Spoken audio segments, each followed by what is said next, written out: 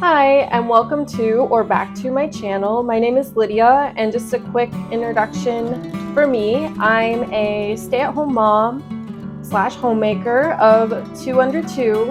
I am an Orthodox Christian and wife, and today I wanted to share some tips and tricks for having two under two. But don't worry, if you aren't currently expecting your second child, or maybe you're currently expecting a third child, or you're a first-time mom or dad, don't worry, because I've got some tips that I think can be applicable for any parent at any stage in the parenting game. So let's jump right into the video. So tip number one is to get the right gear. Now, I know that a lot of times parents aren't really sure what to get, especially the first time around.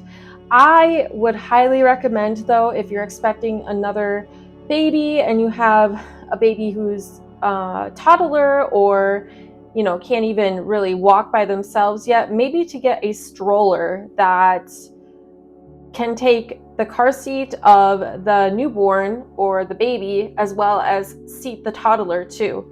Now, I have a stroller like that, and I have found it very useful. In fact, I got this stroller when I was pregnant with my first baby, and I wasn't expecting to have another baby so soon, but I did, and this stroller has been a lifesaver, let me tell you, because all I have to do is, like I said, put the car seat of the baby at the top so it clicks in, and then there's a little seat underneath for my toddler, and we can just take walks, and I can bring that thing out if I'm going to a group for moms, that sort of a thing. So it is very helpful and useful to have.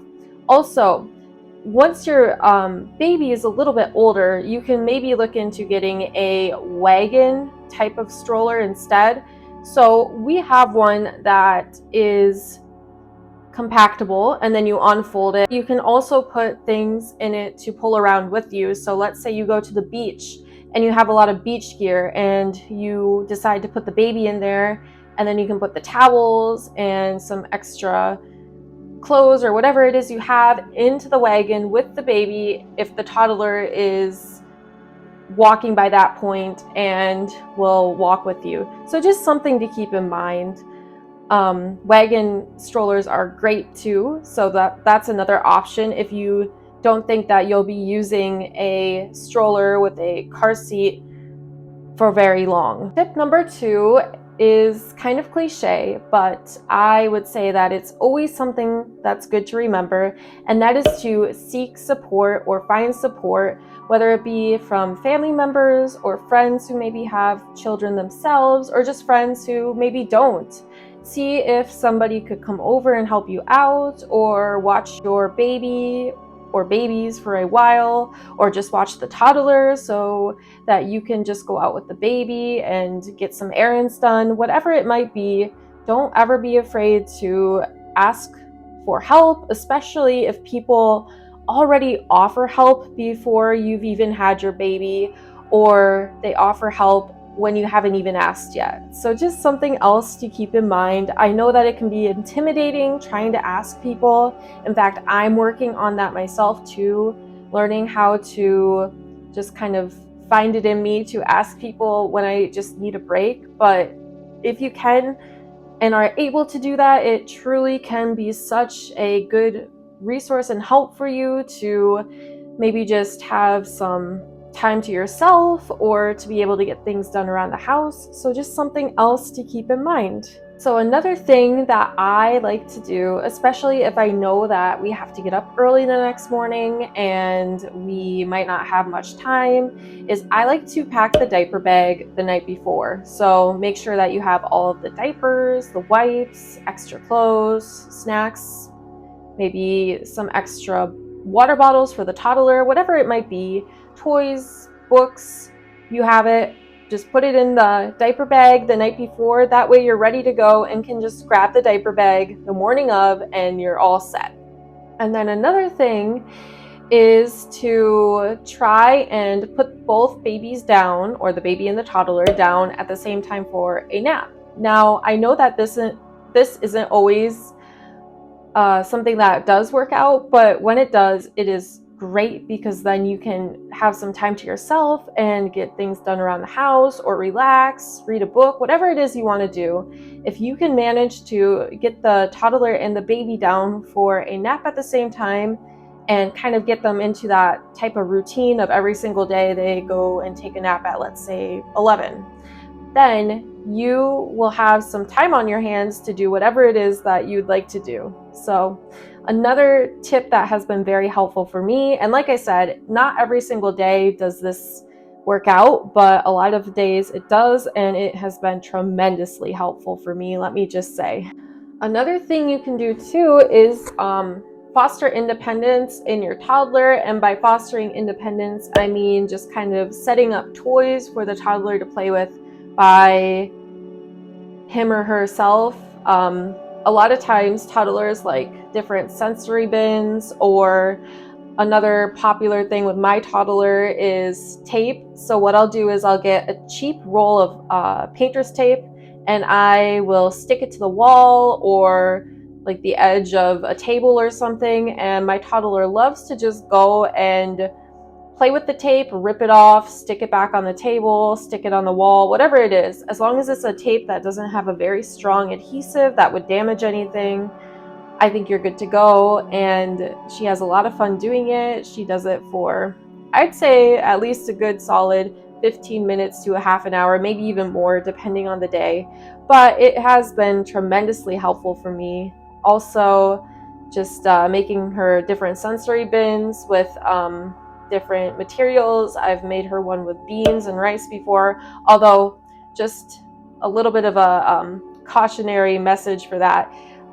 Rice and beans and that sort of a thing can make a mess. So if you really don't want an extra mess to have to clean up, maybe that wouldn't be the best option for you, but it is still an option. Also, those magic water books are really popular also in my house. The books where you can fill a plastic pen with some water and then the water flows out of the tip of the pen, and the toddler, my toddler, she then draws on the book and the water reveals the colors of the different animals or whatever it is on the page. So she really has a lot of fun with that, and that also isn't super messy either. So just some different things that you can do to maybe get your toddler to play by themselves for a little bit. If you need to take some time to feed the baby, change the baby's diaper, that sort of a thing. And on the subject of toys, I have also found that rotating toys has been really helpful too. So what I'll do is every few weeks I will take some of the toys down to the basement because that's where we keep most of the toys right now, and I will bring up the toys that haven't been played with in a while.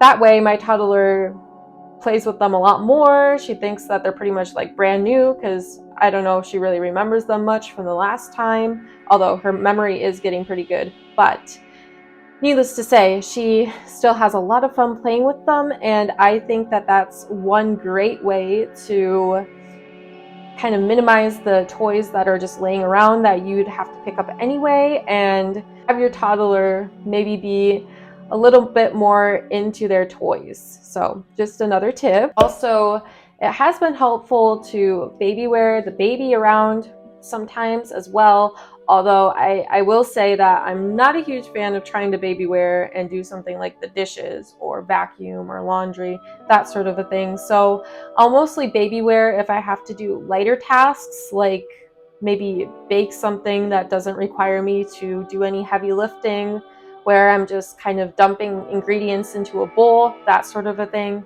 I don't mind baby wearing, but if it's doing laundry and dishes, then it kind of becomes a little harder for me. I'm sure it depends on how old the baby is and the size of the baby and that sort of a thing. Right now my baby is 6 months old and she's pretty heavy, I must say, for her age. So it is a bit harder for me to wear her around and not get super tired easily.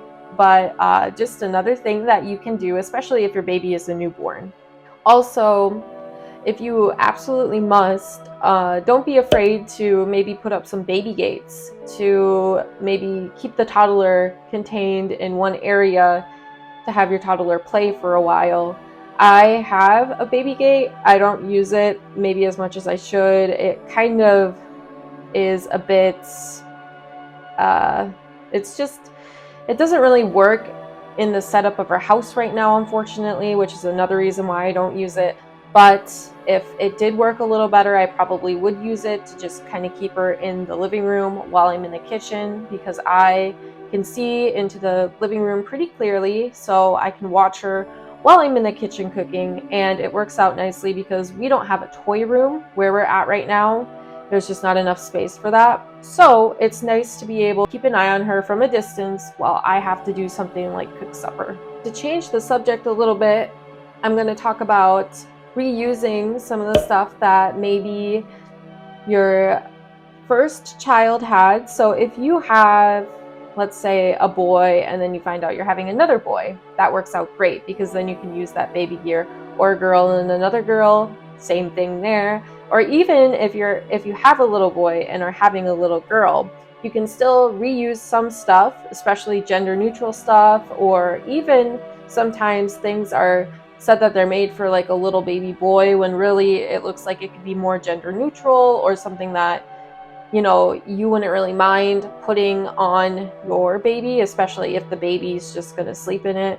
So another thing to do is to just reuse. You do not need, or at least I felt that I did not need quite as much stuff with my second baby as I did for my first baby, because I had already had so much stuff already. And even though they were both born in different seasons, my first daughter, she was born in the summer, and then my second baby, she was born in the fall.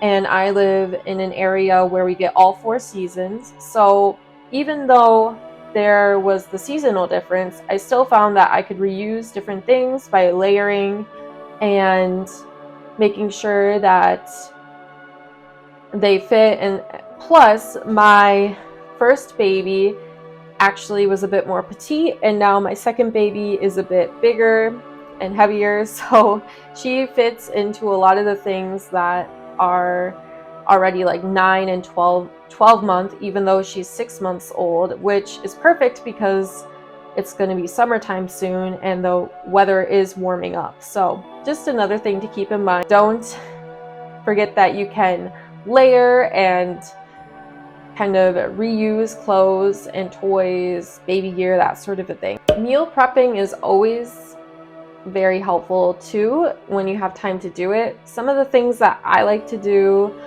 are make bread ahead of time. I try not to buy bread from the grocery store as much. Also, I try to make snacks for us, such as granola or oatmeal cookies have been really popular right now with us. Just stuff like that. Or I've also made a quiche to kind of warm up and eat throughout the week. So just simple things like that really go a long way, even if you don't have time to sit there and meal prep a whole bunch of stuff at once. Maybe even just making bread or making a quiche or something really simple and quick to just have and thaw out is really helpful too. So another thing to keep in mind. So another thing that is super helpful is spending time just kind of relaxing and regrouping yourself, especially if you're feeling burnt out. I know that sometimes I even struggle with that myself, but I find that if I pray about it, or I get out of the house for a little bit, or when my husband gets home and there's some time, I just take a moment to go and just relax a little bit by myself. It is super helpful. So if you're feeling burnt out, try and see if you can get some sort of help. And this goes back to one of the first tips that I shared, but just see if you can take that time out of the day, or even if it's in the evening or the night, where you can just spend some time to regroup, pray, read a book, do whatever it is you have to do. That way you don't feel so lost, and you just don't feel so burnt out, and you don't get so impatient with things around the house that maybe aren't going your way, or the kids not cooperating, that sort of a thing. I've found that is very helpful to just take some time to reflect, to regroup, to just relax a little bit. Don't forget that you can also join different support groups. Even in rural areas, I think that they are starting to kind of pop up here and there. So a good place to look to see if there are any support groups, especially for postpartum moms, is your local library. I actually have 2 postpartum support groups in my area at libraries, and let me tell you, I come from a pretty rural area myself. So it is very nice that different women have put on these postpartum support groups. I love going to them, and I just think that it's such a great way to go there and chat with moms, have some coffee and some snacks, let the babies play together, and just go back and forth with some ideas on maybe how they do certain things around their homes with their babies that seem to be working well for them. It is super helpful, and I highly recommend looking into that if that's something that you think would help you out. Lastly, I would just say that it's okay to lower your standards. I've been working on this myself, and I have found that when I think to myself, okay, well, maybe the dishes aren't done. That's okay, because you know what? I spent the whole day taking care of the babies, taking them outside for a walk, changing them, feeding them, doing whatever it is that meets their basic needs, and plus more, playing with them. Maybe I vacuumed and swept the floor. Always keep in mind that even though it might feel like you haven't gotten much done, really you have gotten a lot done. You just got to focus on what it was that you got done and go from there, because it can be so easy to be hard on ourselves when our homes aren't looking spotless and perfect all the time, especially with social media and all the people on social media who seem like they have everything together at the moment, but really it's just a little glimpse of their life, a little sliver of their life, and they're not showing you the full thing, which is, is fine, but that's just the reality of things. So it's good to keep in perspective that not everybody has perfectly clean houses. They're only showing you parts of it, and that it's okay that you can't tackle the dishes or the laundry today, but just try to prioritize and make yourself a list of things that you need to do throughout the day that need the most attention, and go from there. So just another thing to keep in mind is that you should just, if you can, try to stay flexible and try to focus on the positive things that you've gotten done throughout the day. And that really does help. Well, and there you have it. Those are some of my tips for having 2 under 2. Like I said, I have a 6-month-old right now, and I also have she is about 23 months old, 23, she'll be 2 in June. So yeah, 22, 23 months old. So yeah, I have 2 under 2, and some days can look harder than others, not gonna lie.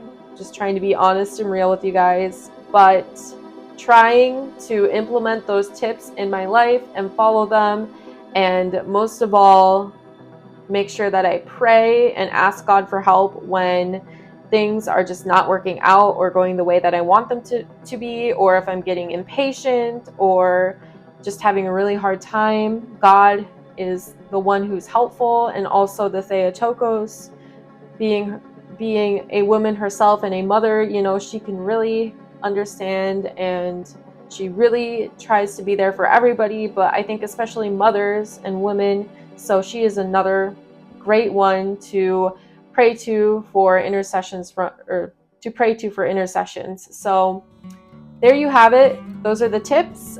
I thank you guys all for watching, and I hope to see you guys again. Please make sure to subscribe so you don't miss a new video from me. I do videos on motherhood, homemaking, hopefully some more recipes, and that sort of a thing in the future, plus more. So stick around for that. I hope to see you all again very soon, and I hope you all have a lovely, peaceful day. Thank you for watching.